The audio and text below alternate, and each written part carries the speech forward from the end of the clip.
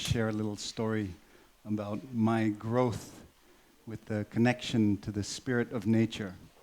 Actually, I grew up just a few kilometers away from here in the village of New Kuning.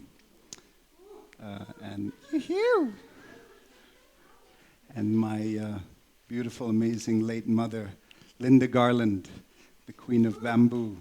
Woo! We love you, boo. Taught me that to embrace the world, to embrace the spirit of everyone around us, we must surrender. We must surrender to the universe. We must surrender to everything and just let the universal energy come in. And from there, we get power. And growing up in New Kuning, in beautiful valleys like here, I would run around like a little Mowgli boy and, climb coconut trees, fall off coconut trees, jump into rivers, fall over rocks, and learn how the spirit of nature worked, how the ecosystems and the people of Bali respected nature. And I want to bring you to a time in 1988 where a holy man named Daji, Gustiaji, some of you may know, came to my home in Sangingan, the home of my father, and he blessed us on the full moon.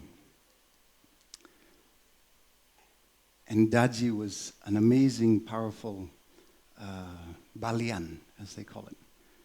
And, in the middle of his mantras, with the offerings 5 meters away, he would throw up a flower, and it would land right in the glass of the holy water.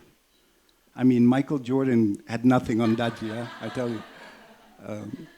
It's amazing. And, this power and this connection with nature and the spirit of nature was so strong in Daji.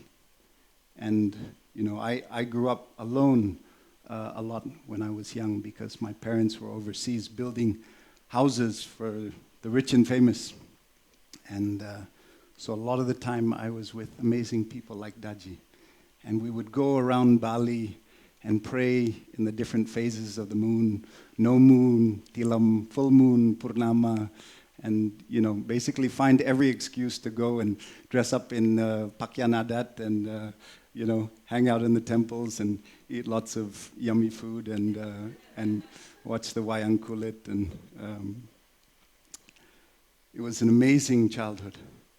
But then 10.5 years of age, I found myself extracted from Bali and plopped into a British boarding school in Singapore. No idea what to do. My brother had gone there, so of course I had to follow suit. And, I remember a few weeks after arriving at the boarding school, I was in the cafeteria, big smile, like, hey, how are you? Full Bali style. And this guy, this Singaporean guy, I remember he came up to me, he's like, dude, why are you so happy? And, I was like confused, and then I was like, oh no, I'm not happy. And I stopped smiling, And, and I got more and more of these weird kind of interactions. And unfortunately, I slowly learned to kind of like fit in to the, of this energy that was in this urban environment of a very strict, regimented boarding house. And I learned to lie, to fit in. I learned to be, part of the pack, Lord of the Flies kind of stuff, And luckily, I had some good friends, good people around me, friends and family, who challenged me slowly. They kind of whispered it at first because I was trying so hard to fit in. Why are you trying to be someone you are not? And I had completely disconnected with who I was, with this amazing spirit and really, core compassion that was free to express in Bali, and there it was, it was all protected. And, I got horrible grades in school, and it was just, very hard to connect with people. And slowly, I adapted and I learned how to listen to people and just kind of go from their high frequency to help them calm down. And I would just be a listener. And, a few very good friends actually helped me to do this and stay calm, because I would be very kind of, nervous about the condition of everybody around me. And so I was always like checking, is everyone okay? Does everyone like me, And it was really this seeking of kind of love, that my self-love was conditioned on whether those around me were loving me. And slowly I learned that love comes from the inside. I had to be like my mother, surrender, just let the energy flow.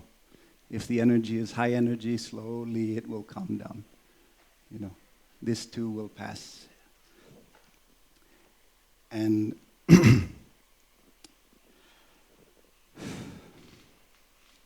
I was bullied a lot, beaten to buggery. Even I went to a boarding school, they fought the small kids, and they even bet on us. It was pretty hardcore. I got smashed in sports, bashed my knee, broke patella tendon, When I was in medical care, they burnt my guitar, So, kids in boarding school, But I slowly learned that if we do not connect with the spirit in ourselves, with the spirit around us, and the spirit in those around us, we can never be happy. And Daji would always talk about Trihita Karana, this amazing philosophy here in Bali. And, the way he said it to me as a child was very simple. He said it's 3 definitions of happiness. Human to human, happy. Human to environment, happy. Human to God, to the divine, happy. And you must have all 3 happiness to truly be happy. And, growing up in Bali, it was like by osmosis, you kind of follow this way, right? But to then be extracted out of it and actually to try to kind of intellectually comprehend it and then go past the intellectual orgasms and whatever of it and actually go back to a place of authentic, really feeling of it, was a slow, long, hard process for me. And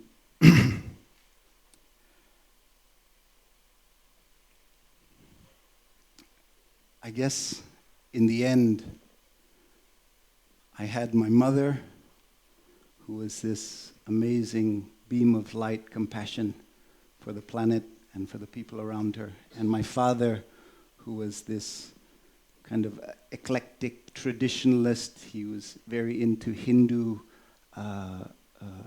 rituals and animistic rituals and antiques and the plural lineage of Indonesia's amazing religious past, and giving me, all the routines. I then put this together to understand for the first time how I could connect with the spirit of nature around me. And it took me about, I think, 22 years to figure it out and really be in a place of resolve and be okay with what Daji had told me, when I was 7, 8 years old. And this energy, when I'm working, when I'm in a city, I can now go and escape and just try to connect. Connect with either a tree, or maybe just some bushes, or maybe it's just some grass and soil, and I can put my hand to the ground and give my connection, my frequency, and I can try to release all the crap in my head and all the emotion, everything, and just reconnect.